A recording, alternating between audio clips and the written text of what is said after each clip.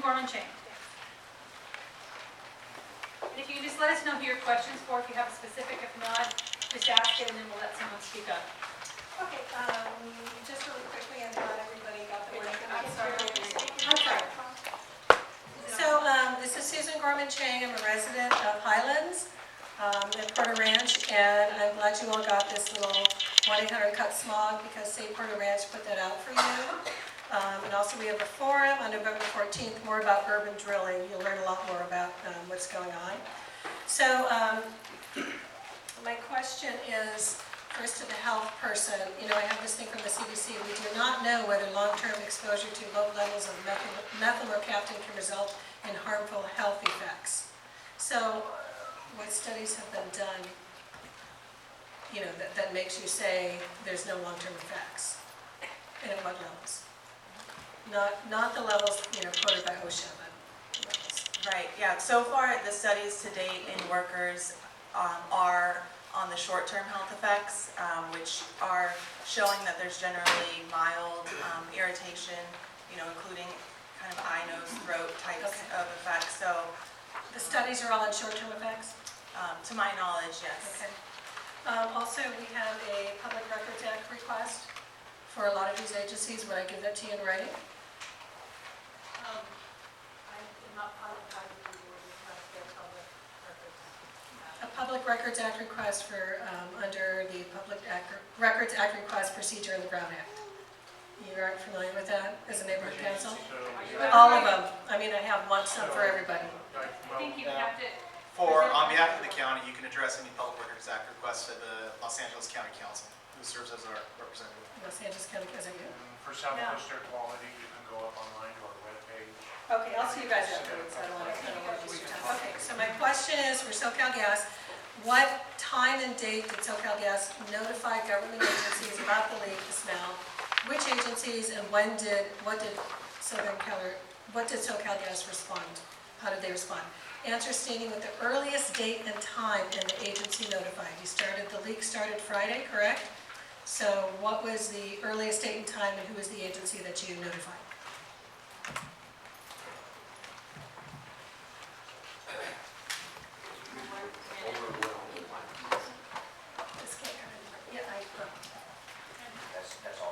Am I counted against it when they're answering? Your period. I mean, we'll give you grace, obviously, just the microphone. Thank you. Just trying to be. To answer your question quickly, I don't have a timeline to various agencies right now. What was the first one that you notified? Friday, Saturday, Sunday? Like I said, I don't have the timeline of which agency and what times that they were notified. As we ascertained the issue that we have, the notifications that started going out either Friday night or Saturday morning as we further learned about the issue that we had. But you don't have the specifics? No, I don't. Okay. And in the news report, you apologize for not letting the residents know. On Monday morning, a lot of residents called and SoCalGas answered that the smell is from normal venting. What was it that caused you to change your story that it wasn't venting, it was leaking, then it was uncontrolled release from the well casing through the soil?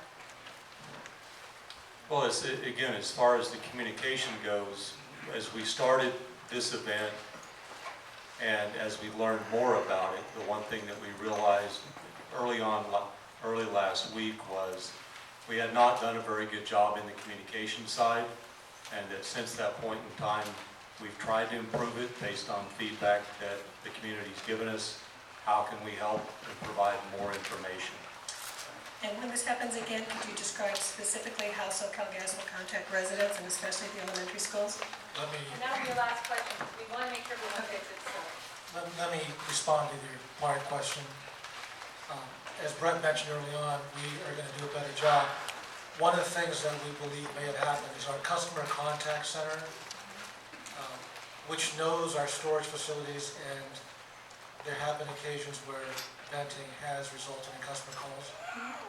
We did not notify them and update them, and we typically do not have a full crew on it during the weekend. So I believe that there was an internal lack of communication on our part within our company, because you're not calling the station, you're calling our general number. Okay. Okay. Yeah. And then if we have time, we'll take another round of questions. We just want to make sure everyone has a chance for the questions. Sure, and if we have a list of questions that aren't going to get answered tonight, can we give them to you in writing, the different agencies? Absolutely. Okay.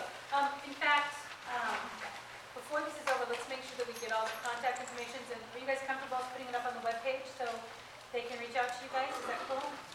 We'll do that. Wendy, can everyone make sure their contact information gets to Wendy and just so that that can get on our website? Who's Wendy? Wendy right here. Oh, she handed it over. And Matt and Coco, your questions are next. Yeah, I just wanted to follow up on the methyl mercaptan long-term exposure question. Since this fact sheet was prepared in 1999, I think it might be a little outdated, so I'd like to get back to you with some more recent data and studies on that. So thank you so much for asking. Yeah, if there have been more studies, great. But my understanding is there haven't been any studies on the long-term effects. Thank you for that question. All right, so you've heard from the community about people having all sorts of health problems, coincidentally starting when the leak started. Now, everyone keeps saying about how harmless methyl mercaptan is, and methane gas, we don't even smell that, it goes in the air, it's not toxic. What's making everybody sick? Anybody? Health person? You know what's making all these people? How many people are sick from this? Physically ill? What about my children too? There are children that aren't here, pets. Did it start when this leak started? Yes. Yes. My house is Maria next and to my dog, Okay, well, my daughter. let me just finish the question. Okay, what's making them all sick coincidentally when the leak started? Please answer that. All right, that's a great answer. So health department, are there any effects of some that were found? Can you explain, answer the question? So the health, And you can speak to them too, not just me. So the health effects that we've heard, and I'm here tonight too to hear what health effects that you guys have been experiencing. It's important that we know. I've heard headaches and nausea and dizziness. Can you specify any other additional health Nosebleeds? Anybody? Nosebleeds. Kids got nosebleeds? We have a whole chart of people when they came in. We got people that checked off all sorts of stuff in our little informal survey. Share that with you. I'm glad to show it to you. So, like I mentioned earlier, the odor that you guys are smelling could be causing these health effects, and the health department is not denying that by any means. I think that that's a real concern, and our recommendation is that you talk to your physician. Your physician can also contact Dr. Rangan in our department to talk more about those health effects that you're experiencing. Because, yeah. One question for a gas company. You I think said, they want to address Can I, that one first. if I can add also, and again, this is part of our, and especially for me, that, the apology to all of you for the annoyance, the concern on these issues is part of, we have our agencies. we don't want an apology or find out about annoyance, we want to know what's making people sick. So cut to the chase. Let's let him respond. So part of, you're hearing from the county health agency, we're also going to bring outside experts in to try to help answer those questions for you. Okay. Getting to the leak itself, that well is about 8,200 feet deep, correct? Yes. And it's coming out of the ground, you've noticed it coming out of the ground near the well. You said something effective, it's coming out of the ground where you can see it. Could it be coming out in other places, since it could start 8,200 feet down? Could it be coming out of the ground in other places that you don't see it? No. Impossible. No, as far as what we've done is I think Jimmy mentioned it earlier, we survey the surrounding area. We know the geology in that area. We understand how gas can flow. We continue to look to see if it's around. And again, this facility, we're over a mile from any residence. There are no wells close to any residence. And any kind of migration that may occur to the surface, it's within that facility. We see it.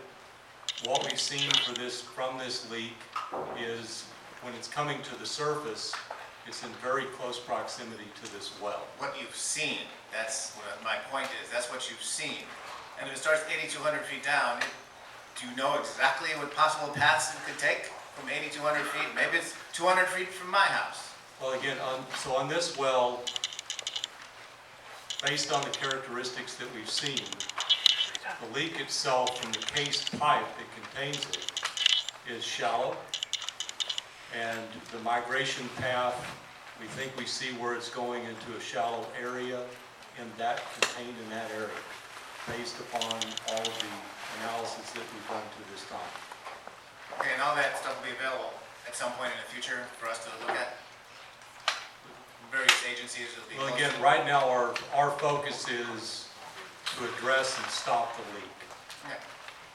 And then, after that fact, we'd be glad to share more with the community, what we've learned, what we're doing to address it.